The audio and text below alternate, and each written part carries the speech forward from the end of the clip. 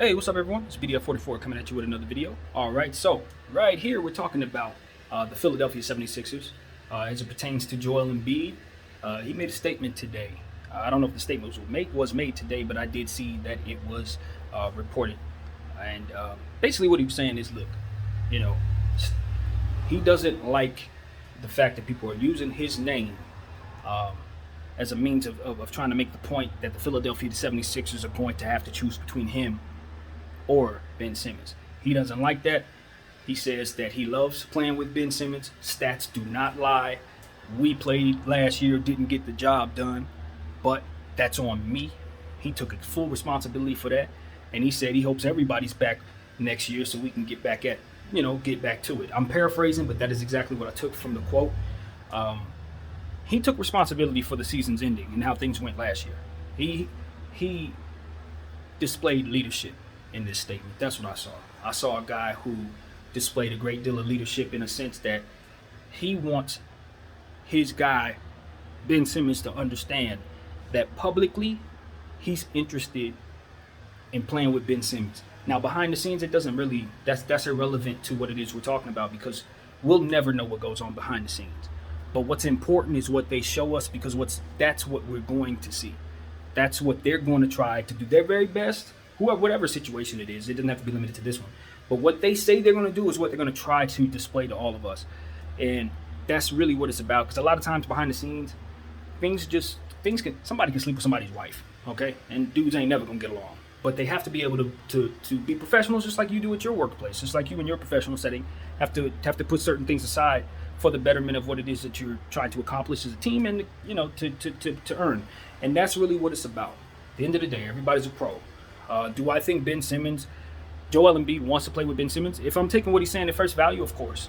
Do I think he's probably frustrated with some of the weaknesses of Ben Simmons? I think that's logical to believe so because at the end of the day, Ben Simmons doesn't stretch the floor, and because of it, Joel Embiid probably sees more attention defensively than he needs to. That's just basketball science. But at the end of the day, these are human beings.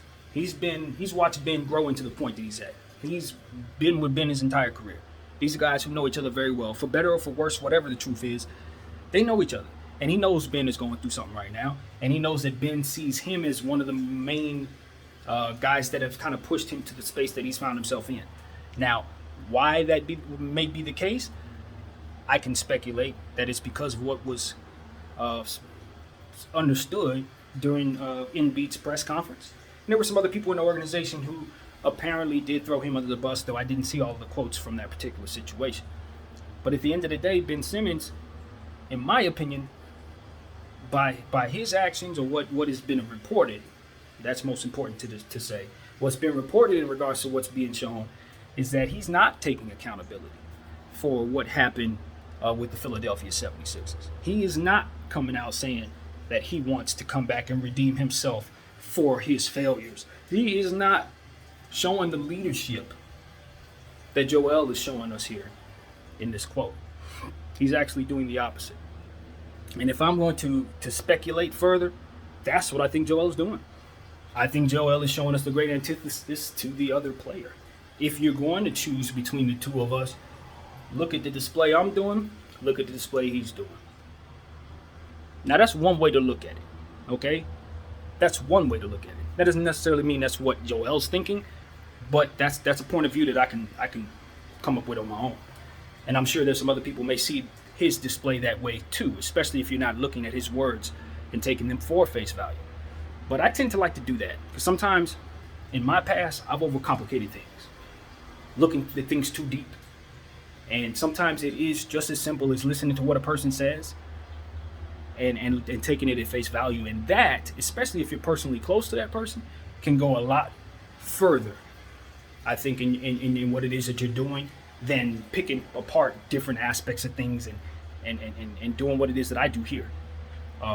So while I like to speculate, I think it's very responsible to say I have no idea what's going on, and most importantly, I can't know what's going on because I'm not there. So what they say matters. Joel says he loves playing with the player, and that's what it is. That's what it is until further notice. However, I don't think that has anything to do with Philadelphia's desire to trade him at this point. And I think it's very safe for Joel Embiid to come out and say that now, if he doesn't want to play with the guy, because they already probably made the decision to get rid of him. So you feel what I'm saying? It's like, maybe you don't say this necessarily if you think he's actually coming back. You know what I mean? But since he's on the way out the door, boy, we're going to miss you. You feel me? It could be that kind of thing. So I don't know. But it's always going to be in my nature to speculate. It's just what I do. At the end of the day, though, I think both of these players can play with one another. Unlike most people, I don't think they're a bad fit. I just think they were a bad fit in the schemes that they've played in. And that's something that doesn't get a whole lot of conversation in this league. It's very easy to say guys don't fit with one another. But I think the more accurate way to describe what it is that you're actually seeing is that guys haven't had their GMs put them in a position to fit with the player that they're playing with by making sure that other players complement that in such a way that makes everything come together, even if the two players don't fit. Check out what's going on with the Lakers right now. LeBron James and Russell Westbrook, in theory, don't fit. Everybody who just thought of those two players in a vacuum said, hell no, it's not going to work. Right? Or for example, you look at Brooklyn, same thing. Hell no, that wasn't going to work. How's Kyrie going to play with James Harden? Or we looked at Chris Paul and James Harden and said, yeah, that should work. Because in theory, they both pass and they both shoot and there should be no problems. But these type of things don't always translate like that. It doesn't always translate to what it is you think. At the end of the day, it takes more to put these players together than just slapping them together. It takes more to surmise whether or not they can fit together than just slapping them together.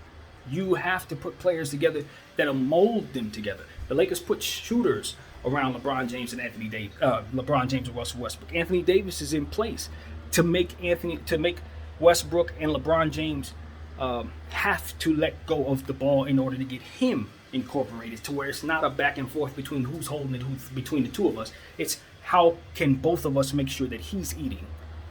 You see what I'm saying? That dynamic makes it so that LeBron James and Russell Westbrook fit. Those shooters make it so that LeBron James and Russell Westbrook fit. So when you're thinking about players, whether or not they fit on the team, oh, this guy can't fit with this guy. Yes, he can. You just got to get a creative enough GM and a good enough coach to figure out how to make those players fit. They'll fit. We'll make them fit. Now, certain things are just not going to happen. You're not going to line up 5 centers and expect to stretch the floor and shoot a bunch of threes. Good luck. Or think you're going to get a bunch of point guards and lead the league in shot blocking. No. All of this is within reason.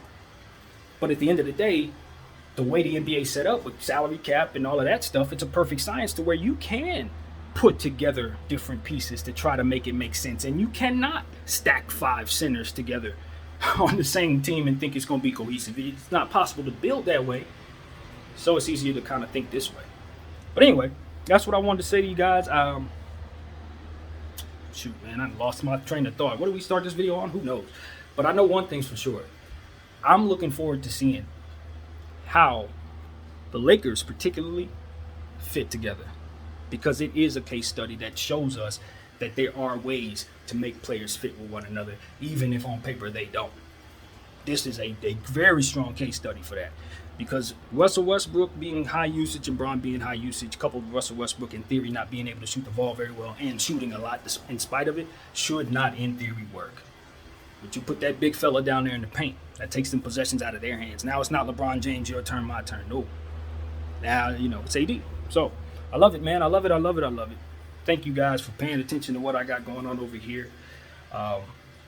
One day I'm going to try to make sure that I break down each and every team in this league. Every season if I can, but definitely this year. I want to break down every team. So far we've done 2. We've got the Thunder, we've got the Pacers. I encourage you guys to go check those out. And also, the type of mind that I have, I'm always going to speculate. I'm always going to look into stuff like what we're talking about here with Joel Embiid. I'm always going to look into situations where players are seemingly in a bad fit. I'm going to look at that situation and I'm going to try to surmise where they should go, how they should go about getting out of there. And I'll do it to the best of my ability. I'm not a cap scientist by any stretch of the imagination. Heck, I'm not even really good with numbers. So you'll see me be as accurate as I can be and fail to at times. But at the end of the day, I'm getting better at it. Starting to do a little better at my studying and all that. Getting a little more knowledgeable about the players that I'm speaking about. And as I do, you'll see that I'm one of those guys who can take one piece over here, one piece over there, put it together, and seemingly make it make sense. It's just how my brain works. So I thank you all for rocking with me. My name is BDF44. More power to Joel Embiid. I think he, like I said, he displayed a fantastic display of leadership with that statement alone. I've been one to say maybe twice over the last couple days in different situations that players need to come out and make statements. That silence can be difficult for you when you're trying to bring forth an image where other people are talking about you, telling your story for you. That's what Joel is talking about. He's tired of that. And I understand Kyrie Irving. That's why I ain't mad at Kyrie. That's why I wasn't mad at Rasheed Wallace, because I understand that we, the media, people who speak basketball, are always going to have our agenda in mind. We're going to think about our numbers. We're going to think about what is going to help us get to the next level in whatever way we see we want to work. And a lot of times the NBA players and their reputations and how they feel ends up being collateral damage for the sport that we play. And that's not cool. That's not cool. There should be something that allows both sides to evolve and not have to share that type of energy. I only incorporate myself in there as a sense of accountability, because I do talk about players, but I don't practice some of the stuff that I see some of these guys do. I have no interest in shock value. Don't care about that. I'm more so interested in being consistent and seeing to it that I speak about stuff that I'm not hearing others talk about in regards to the sport. I'm coming at it from a different angle, and this has been my life. I've been following the NBA since I was 9 years old, and it's been something I've been very passionate about for a long time. Couldn't play the game, wasn't that good at it, but I watched it with a different type of mind, with a different type of eye, from afar. And as I said, I think of things as a GM, and I'm able to figure certain things out, man. If you go back to some of my old videos, type of dude you're looking at, predicted James Harden wanting out of Houston. I predicted Dennis Schroeder's only destination was Boston. And I got a few running predictions right now that look like they're set in stone, including Ben Simmons to Houston for John Wall, even though nobody seems to see it at all. I've only heard it mentioned once, and it was in a laughter type of sense. But that is the only trade that I see that really, really adds up for both teams. So that's how I am, man. I see a piece over there, I'm bringing it together. And sometimes I'll be wrong.